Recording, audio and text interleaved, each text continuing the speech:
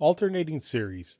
An alternating series is a series whose terms are alternately positive and negative. Examples. We have 1 minus 1/2 plus 1/3 minus 1/4. This is the harmonic alternating series. And it doesn't matter whether you start with positive or negative, these behave in very similar ways. In general, just knowing that the limit as n approaches infinity of a sub n equals 0 tells us very little about the convergence of the series. In other words, the nth term test, if it's equal to 0, it doesn't tell us very much. However, it turns out that an alternating series must converge if its terms consistently shrink in size and approach 0. The alternating series test. If a sub n is greater than 0, then an alternating series, whether it starts with a negative or a positive, converges if both of the following conditions are satisfied. Number 1, the limit as n approaches infinity of a sub n has to equal 0. And then secondly, a sub n is a decreasing sequence, that is, a sub n plus 1 is less than a sub n for all n. Note this does not say that if the limit as n approaches infinity of a sub n does not equal 0, the series diverges by the alternating series test. The alternating series test can only be used to prove convergence. If the limit as n approaches infinity of a sub n does not equal 0, then the series diverges by the nth term test for divergence, not the alternating series test. So the alternating series test will never prove divergence, it only proves convergence. Let's look at how an alternating series behaves. I've taken the harmonic alternating series, and this is what it looks like. 1 minus 1/2 plus 1/3 minus 1/4 plus 1/5 and so on. The first partial sum is 1. So if this was a number line, and here we have 0, the first value, the first partial sum would be 1. And then when you minus 1/2, you'll get 1/2. That's 0.5. Then when you add 1/3, you get 0.833. So over here, S sub 3 is 0.833. And then when you minus 1/4, you get the 0.5833. And then when you add 1/5, it bumps way over here. Here's your fifth partial sum. This is 0.7833. And then on the sixth partial sum, you get 0.61666. And what we're approaching is the sum of the series, which is 0.693. But it bounces back and forth. Example, determine whether the following series converges or diverges. In part A, we take the limit as n approaches infinity of n over 2n minus 1. We kind of ignore the alternating part. So we have the limit as n approaches infinity of n over 2n minus 1, and that is equal to 1/2, which does not equal 0. So this diverges by the nth term test.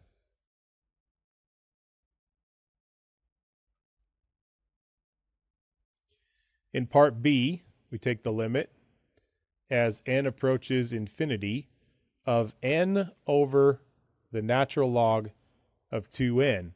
And we have infinity over infinity, so we can do L'Hopital's rule. We have the limit as n approaches infinity of 1 over 2n times 2. That goes to the limit as n approaches infinity of, the 2's cancel, and then if we multiply the top and bottom by n, these cancel, and we get n. And that's shooting off to infinity, which does not equal 0. So this diverges again by nth term test.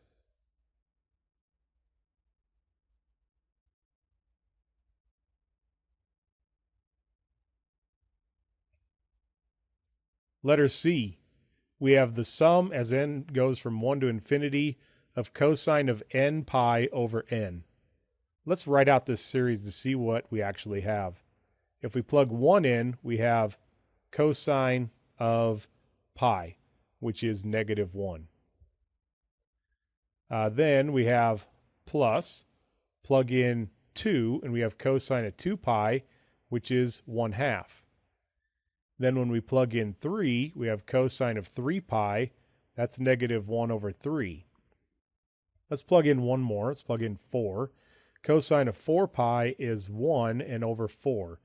And this is actually the same as the alternating harmonic series.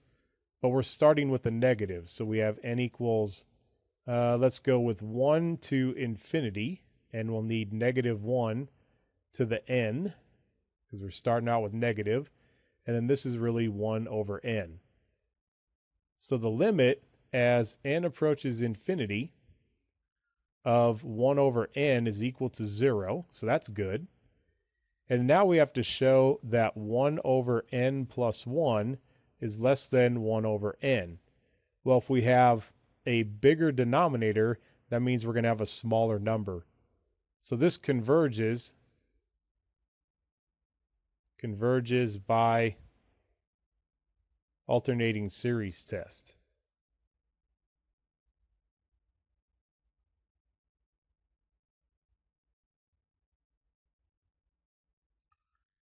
The alternating series remainder. Suppose an alternating series satisfies the conditions of the alternating series test, namely, that the limit as n approaches infinity of a sub n is equal to 0, and the sequence is a decreasing sequence.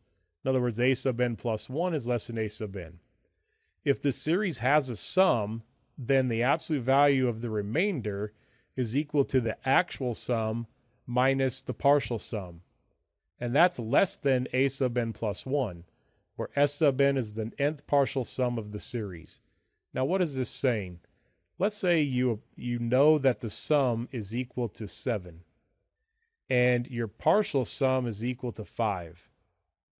The remainder, or the error, on the nth term that you're on, whatever that would be, is going to be equal to 7 minus 5. So your error would be 2. Well, that 2 is going to be less than what we call the first omitted term. So if you're on the a sub nth term, the error is going to be less than the first term that you omit. In other words, if an alternating series satisfies the condition of the alternating series test, you can approximate the sum of the series by using the nth partial sum. So you can add up a bunch of terms and get the nth partial sum, s sub n, and your error will have an absolute value no greater than the first term left off, which is a sub n plus 1. Example, approximate the sum of n equals 1 to infinity of -1 to the n minus 1 over n factorial by using its first 6 terms and find the error.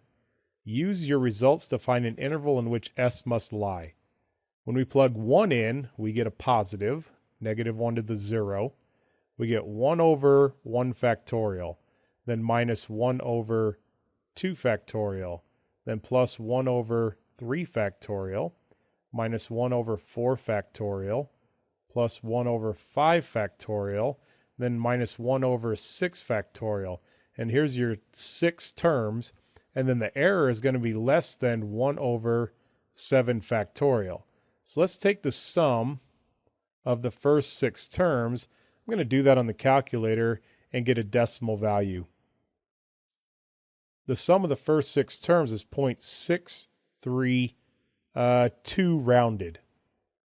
Now the error in 0.632 is going to be less than 1 over 7 factorial. If we take 1 divided by 7 factorial, we get 0.000, let's call it 2 rounded. So the error in this approximation is less than tenths, hundredths, thousandths, 10,000ths, 2 10,000ths. Then it says use your results to find an interval in which s must lie. So here's our approximation, and the error is going to be between this approximation minus 0.002 and this approximation plus 0.002. So let's do the minus over here. We're going to take 0.632 minus this error. So 0.632 minus 0.0002. That's equal to 0.6318. And then when we take 0.632 plus 0.0002, we get, well, we get 0.6322. The actual sum is going to lie between these two numbers right here. Approximate the sum of this alternating series with an error less than 0.001. In other words, with an error less than 1/1000th. When we plug 1 in, we get negative 1 squared. That's positive. So we have 1 over 1 to the 4th. And then that's going to be positive, so this next one's going to be negative. And then minus 1 over 2 to the 4th, plus 1 over 3 to the 4th, minus 1 over 4 to the 4th, then plus 1 over 5 to the 4th, and minus 1 over 6 to the 4th. Let's see if that's going to be good enough. Let's try 6 to the 4th. 6 to the 4th is 1,296. So 1,296. Now that is smaller than this number right here. So let's back up and see what 5 to the 4th is. 5 raised to the 4th power. I'm doing this on a calculator. This is 1 over 625. So we can't use this as our error because it wouldn't be a small enough error. So let's back up. We go 4 raised to the 4th. That's 256. And then we have 3 to the 4th. I know that one. That's 81. 2 to the 4th is 16. And this is going to be 1.